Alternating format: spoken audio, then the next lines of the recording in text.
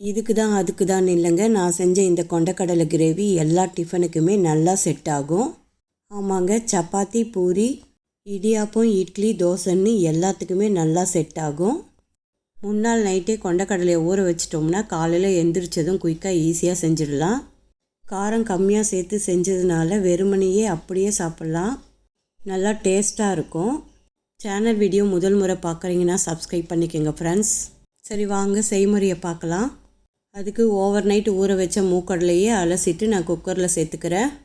அதோடவே தேவையான அளவுக்கு உப்பும் தண்ணியும் சேர்த்து குக்கர் மூடி போட்டு 5 விசில் வர வரைக்கும் வேக வச்சு எடுத்துக்கிறேன். குக்கர் ப்ரெஷர் குறைஞ்சதும் மூடியை ஓப்பன் பண்ணி ரெடியாக எடுத்து வச்சுக்கலாம். கடாயில் ஆயில் சேர்த்துட்டு பெருஞ்சீரகம் 1/4 ஸ்பூன் சேர்த்துக்கிறேன்.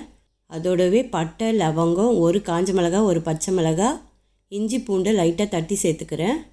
இது எல்லாம் நல்லா வதங்கினதும் 2 வெங்காயத்தையும் பொடியாக கட் பண்ணி அதோடு சேர்த்து வதக்கிக்கிறேன். வெங்காயம் ஒரு 50% வதங்கினா போதும். அதோடவே ஒரு கைப்பிடி அளவுக்கு கருவேப்பிலை, கொத்தமல்லி, புதினா இலையை தண்ணியில் சேர்த்து அலசிட்டு அதையுமே வெங்காயத்தோடு சேர்த்து வதக்கிக்கிறேன்.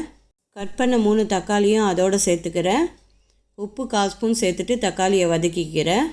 இது எல்லாமே ஒரு 50% வதங்கினா போதும். 50% வதங்கினதும் நல்லா ஆற வச்சுட்டு மிக்ஸி ஜாரில் சேர்த்து அரைச்சி ரெடியாக எடுத்து வச்சுக்கலாம்.